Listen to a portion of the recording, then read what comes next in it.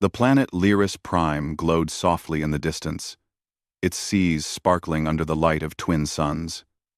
In the capital city, tall towers of silver and glass reflected the pale blue sky. The Viel Council sat in a circular chamber high above the city. The walls were smooth and bright, with screens showing maps of distant systems and fleets. The council members were anxious. A shadow had appeared in their skies, one they could not fight alone. "Has anyone received the latest distress signal?" asked Counselor Vera, her voice trembling slightly. Her long, pale fingers moved over a holographic console. The image of the message appeared, a shaky call for help from a distant star system. The voice was frantic, full of fear. "Yes," said Counselor Malin, an older officer with deep green eyes. "The system calls itself the Viel Council. They are under attack from the Kryel swarm. They say their fleets are not enough to stop it." Vera swallowed. "We have sent messages to all the inner ring species, gentle worlds, those who are known for their wisdom and calm. Surely one of them can help." "One Kastagi. We have sent messages to all the inner ring." "They already did," Malin replied quietly. "But their fleets have failed. The Kryel swarm is too fast, too numerous. If no one comes, Lyris Prime will fall in days." A young officer, Celian, stepped forward. His voice was soft but curious. "I have studied the records," he said. "There is one other world, far from our usual allies, one called Earth. The humans live there. They are Deathworlders, raised on a planet of storms, predators, and dangers. They are dangerous, yes, but capable." Counselor Vera shook her head. "Earth is too far. And the humans are unpredictable. We cannot rely on them. We have history, yes, but it is full of incidents. Only send a human if there is no other choice." Celian nodded, still curious. "If the Council truly cannot wait, they may be the only hope. They survive where others fail. I believe they would come if they heard the call." The Council debated for hours. Many argued that Deathworlders were too risky. Their ships were strong, their crews hardy, but the humans had a reputation. Celian watched quietly, feeling a mixture of fear and fascination. He had read about Earth from old records, the storms that could tear cities apart, the massive beasts that roamed forests and plains, and the diseases that had killed millions. Yet humans survived, thrived even. That was why they were called Death-Worlders. Meanwhile, across the galaxy, a human exploration ship drifted in the edge of mapped space. Its name was the Horizon Dawn, a sleek vessel built for exploration and endurance. Captain Ethan Cole stood on the bridge, looking at the screens. Around him were his officers. Commander Laura Price, the calm and logical second in command. Daniel Ross, the engineer who always found a solution. And Olivia Carter, the medic, who could keep a crew alive in the worst conditions. A faint signal flickered across the communication array. It was broken, barely audible, but the words, "Help" and "Kryel Swarm" could be made out. Ethan leaned closer. "We're picking up a distress call," he said. "It's weak, fragmented, but someone is asking for help." Laura frowned. "The Kryel Swarm? That's a serious threat. Most species don't survive even small encounters with them. Where is this coming from?" Ethan tapped the screen. "Unknown system. Not on the normal map. But I don't care. If someone calls for help, we go." Daniel raised an eyebrow. "Captain, do you realize what you're saying? We have no idea what we're flying into. We could be walking into a trap, or worse." Ethan smiled faintly. "I know. But I've never seen a human turn away from someone who asks for help. We go. Plot a course." Olivia nodded, her eyes calm. "We're ready. Let's make sure we survive the trip, though." The ship hummed to life, engines glowing softly. Stars streaked past as they left the edge of known space and headed toward the unknown. On Lyris Prime, Celian studied the old records again. He found images of humans in battle, running through storms, climbing mountains, and surviving impossible conditions. Their bodies were strong, their minds resilient. He felt both fear and hope. If these humans arrived, maybe the Viel Council had a chance. Days passed as the Horizon Dawn approached the system. The Viel Council monitored the signal, trying to confirm if help was coming. And then, one morning, a ship appeared on their outer sensors. Unlike any other they had seen. It was large, its hull dark and worn but clearly functional. It moved with purpose, unafraid of the debris and dangers of space around it. "What is that?" asked Counselor Vera, her voice sharp. "It does not look like any inner ring vessel." "It is a human ship," Celian whispered. I think they have come."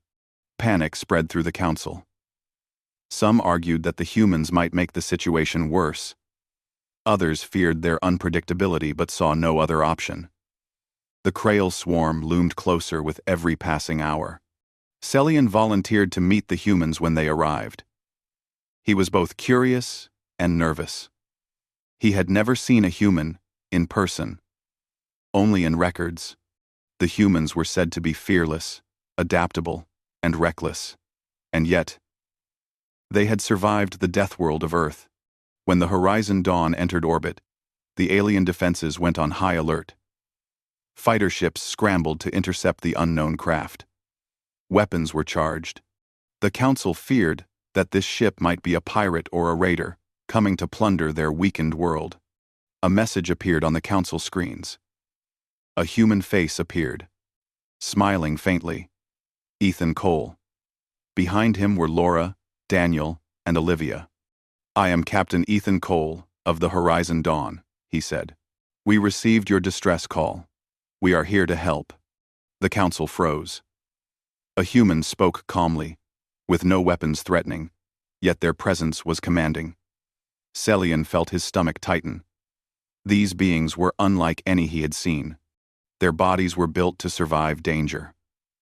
Their minds seemed steady, unshaken. Counselor Vera demanded an explanation. "How did you find us? And why should we trust you?" Ethan shrugged slightly. "We go where help is needed. That is what humans do.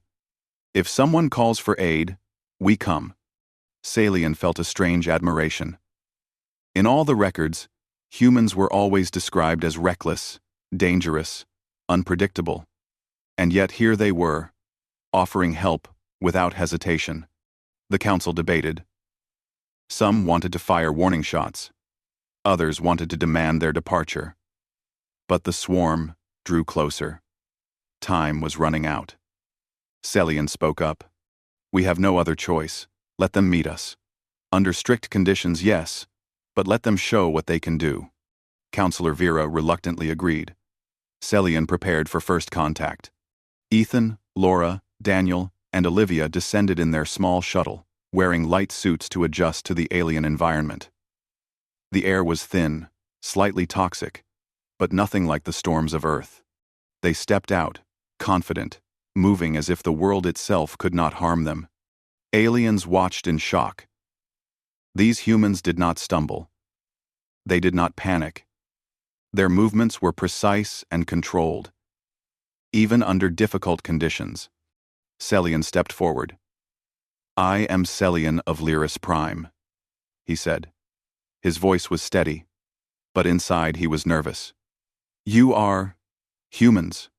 Why have you come?" Ethan smiled faintly. "We came because someone asked for help. That is enough reason." The council watched, unsure of what to make of these beings. The humans' calm courage was unsettling. They did not seem afraid, even as the Krail swarm drew closer every day. Celian realized something important. These humans were not like any other species in the galaxy. They had survived a death world. They had learned to endure storms, predators, disease, and worse. And now, they had come to fight a battle far from their home with the same quiet confidence. For the first time in days, hope stirred in the council chamber. Maybe, just maybe, these Deathworlders could help. The sky of Lyris Prime darkened as the Krail swarm advanced. And in the outer orbit, the Horizon Dawn waited, ready to prove that humans could survive and win where others would fail. Celian watched the humans carefully. He still felt fear, but he also felt something new. Respect, and maybe admiration.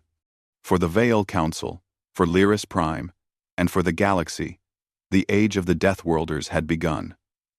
The humans stepped carefully onto the soft ground of Lyris Prime. Their suits glowed faintly, adjusting to the thin air. Celian followed them at a distance, watching their movements. Even in a strange environment, they did not stumble. They walked with confidence, calm and steady. Every alien officer in the council chamber was watching closely, holding their breath. Captain Ethan Cole removed his helmet, showing a face that was human, normal, and unafraid. "We are here to help," he said simply. His voice carried calm assurance. Behind him, Commander Laura Price scanned the surroundings, checking the alien sensors and the faint toxins in the air. Daniel Ross adjusted a small device on his wrist, measuring the gravity and atmosphere. Olivia Carter smiled faintly, relaxed despite the alien tension around them. Celian stepped forward. We did not expect humans. You are strong, yes, but dangerous. Why would you come here?" Ethan smiled faintly. "Because someone called for help. That is enough reason. We do not turn away those in need." Celian felt a strange mixture of fear and curiosity. Humans were known in the galaxy as reckless, Deathworlders, creatures who survived storms, predators, and diseases no other species could endure. Yet here they were, calm, offering aid, not demanding anything in return. Counselor Vera stood behind Celian, her long, pale hands folded. "How can we trust them?" she asked. Her voice shook slightly. "They are unpredictable. They come from a world that is harsh and violent. Their ways are not like ours." Celian shook his head. "I have read about Earth. I know what humans are capable of. They survive where other species fail. Perhaps they are our only hope." The council debated quietly. Some wanted to fire warning shots, to show the humans they could not simply land. Others feared that attacking them would worsen the situation. The Krail swarm was already in the system, moving faster than any council fleet could intercept. Time was short. Finally, Celian spoke again. "We will allow them to meet us. Under strict conditions. Let them show what they can do." The council reluctantly agreed. The humans were led to a large chamber inside one of the council towers. The walls were smooth, and soft lights made everything glow. Holographic maps showed the positions of Krail ships. Celian introduced the humans carefully. "This is Captain Ethan Cole, Commander Laura Price, Engineer Daniel Ross, and Medic Olivia Carter," he said. The council members whispered among themselves. Earth. The stories of Deathworlders had traveled through the galaxy for centuries. They were reckless, dangerous, but strong beyond measure. Ethan bowed slightly. "We understand your concern. We know our reputation, but we are here to help, not harm." Counselor Malin, the older officer, leaned forward. "Tell us how you plan to fight the swarm. Our fleets are not strong enough for close combat. Most species cannot approach without being destroyed." Ethan nodded. "We know. That is why we fight differently. We do not rely only on shields or long-range weapons. We strike directly, use the environment, and endure what others cannot. Our ships are built to survive extreme conditions. and our crews are trained to push beyond limits. The council murmured nervously. Some of the vile officers were afraid. Others were intrigued. This strategy sounded reckless. Too reckless. And yet, maybe that was exactly what they needed. Celian took a deep breath. Show us. Let them explain their plan. Ethan led them to a small command deck on the horizon dawn. Alien officers followed reluctantly, impressed by the humans' confidence. The deck was simple, functional. Screens showed maps of the approaching Krail swarm. The humans pointed to weak points in the enemy formation, calculating attack paths, escape routes, and defensive positions. Commander Laura Price spoke clearly. If we form a spearhead and push directly at the swarm, we can split it into smaller groups. Your fleets can then target each group separately. We will take the hardest hits, but your ships will survive. Counselor Vera raised her hand. That is suicidal, she exclaimed. No species could survive such an attack. Ethan smiled faintly. Humans survive. We have no choice but to endure. That is how we fight. Celian looked at the Vial officers. See? This is why we need them. Their methods are different. Yes, but effective. We cannot rely only on our fleets. If we wait, the planet will fall. The council agreed. Finally, humans would lead the spearhead. The Vial fleets would provide support, protecting weaker ships and rescuing crews when needed. In the days that followed, Celian observed the humans closely. They trained without complaint, running drills under high gravity, pushing their bodies until they were exhausted, then recovering quickly. They studied Krail strategies, worked together with precision, and never panicked. One day, Olivia Carter explained to Celian how humans survived Earth's dangers. We grow up facing storms, predators, and harsh conditions, she said gently. We learn to endure and adapt. That is why we can fight where others fail. Celian listened, fascinated. He realized that the humans' calm courage was born from years of surviving impossible challenges. No Vial or inner ring species could imagine what humans endured daily. Daniel Ross invited Celian to the engineering section. There, he showed how human ships could repair themselves quickly in battle. Our hulls are tough, he explained.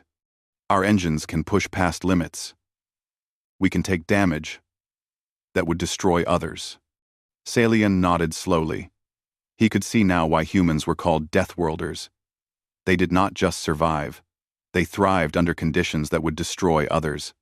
The Vial Council slowly began to trust the humans. They allowed them to develop a joint strategy for the defense of Lyris Prime. Humans would form the spearhead, striking the swarm directly. Vial fleets would shield the planet, support the humans, and rescue survivors.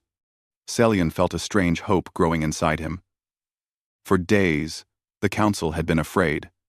But now, with the humans, maybe they had a chance. As the Krail swarm drew closer, sensors detected massive ships on the outer edge of the system. Clouds of dark metal moved like a living shadow. The Vial fleet prepared for battle. But tension filled the air. Celian watched the humans, calm and focused. They were ready. Ethan looked at the holographic map, his eyes steady. We will hold the line, he said simply. We do not retreat. We do not surrender.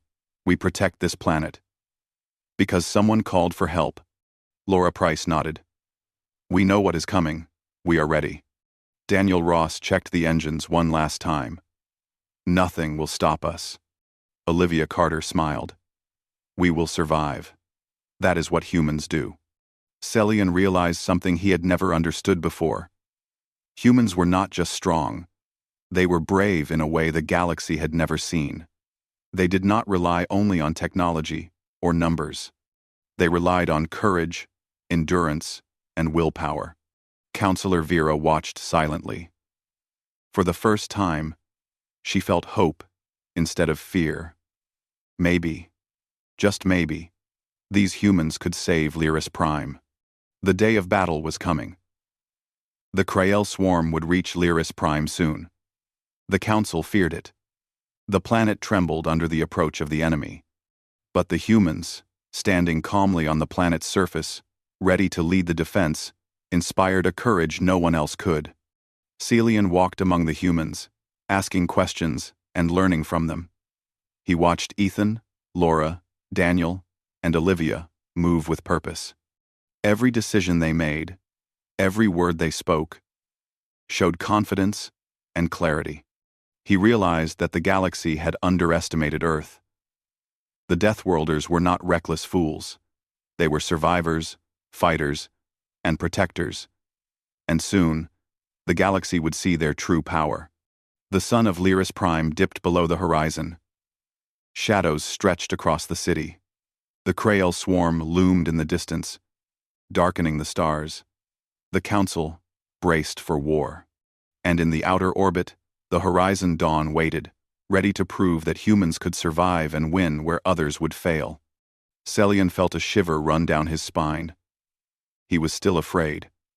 But now, he also felt trust, respect, and perhaps admiration.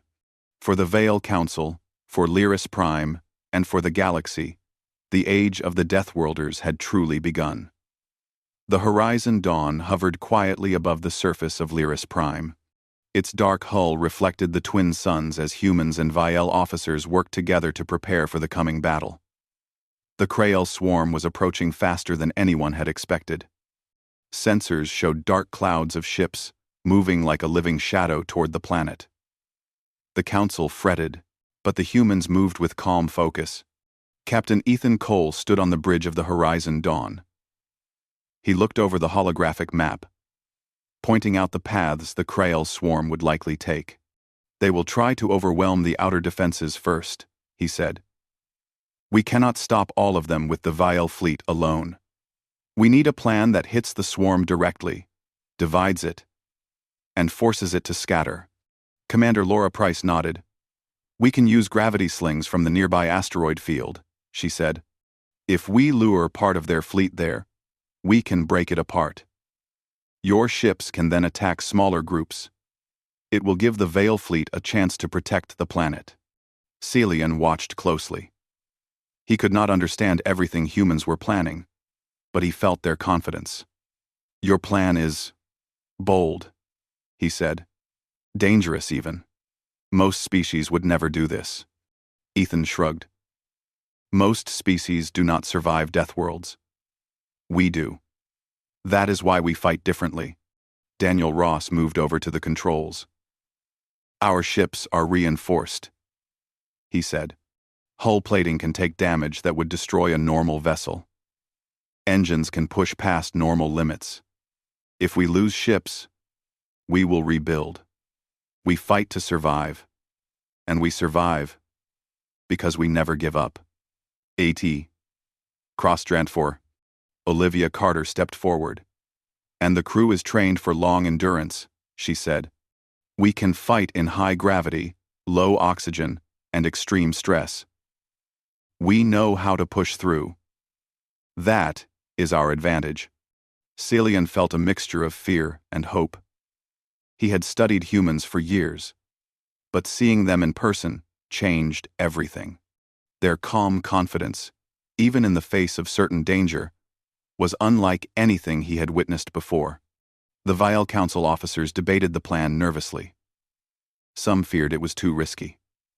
"We cannot risk losing all our ships," one counselor said.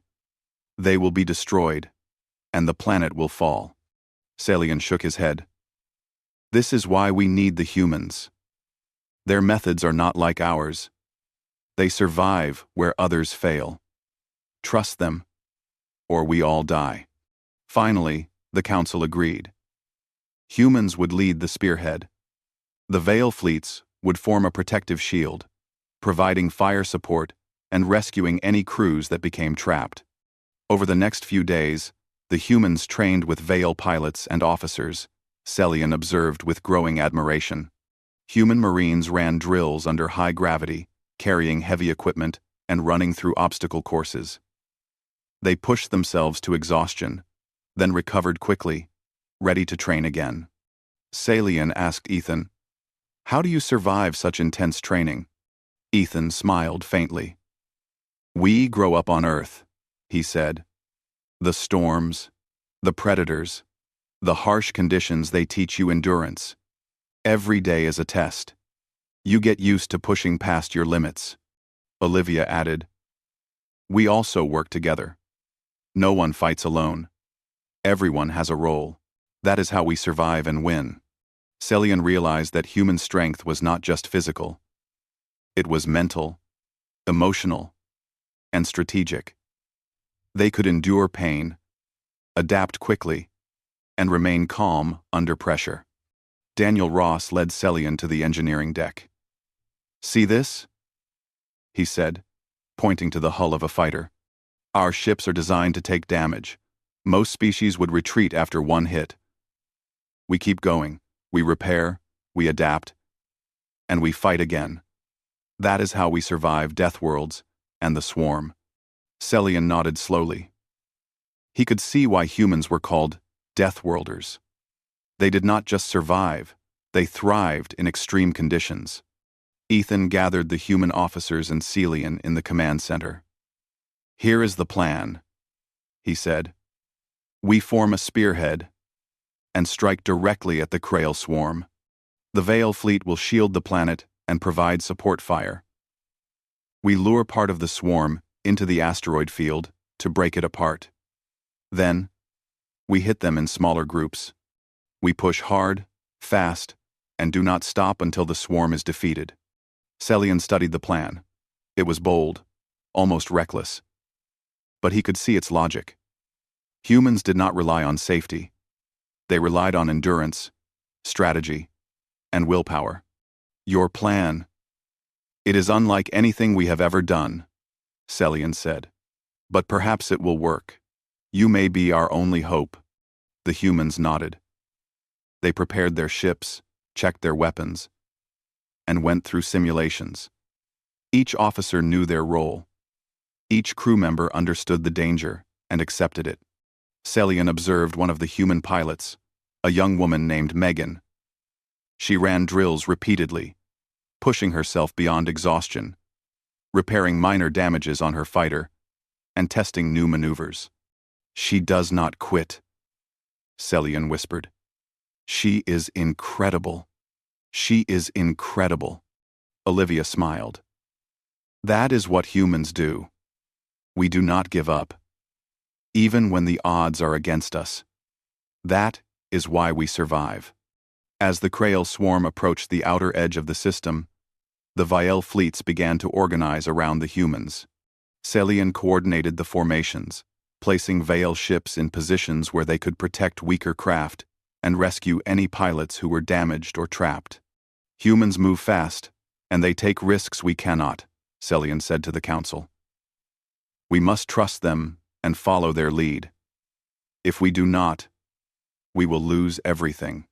Counselor Vera looked uneasy, but she nodded. "Very well. We will follow their strategy. But if we lose too many ships, we cannot guarantee the planet's survival." Ethan listened calmly. "We will survive," he said. "We always do. And we will protect this planet. That is our promise." The humans continued training, moving with precision and confidence. Salian watched, still nervous, but beginning to trust them. Their endurance, focus, and courage inspired hope among the council members. Days passed. The Krail swarm advanced steadily. Sensors detected dark clouds of ships moving at incredible speed, their shapes like jagged shards in space. The Viel fleet braced, but fear was heavy in the air. Ethan and Laura studied the swarm. "They will try to split our forces first," Laura said. "We need to act fast, or they will overwhelm the outer defenses." Daniel adjusted the weapon systems. "Our ships can handle heavy fire," he said. "We take the hits and keep going. That is what humans do." Salian felt a chill in his spine.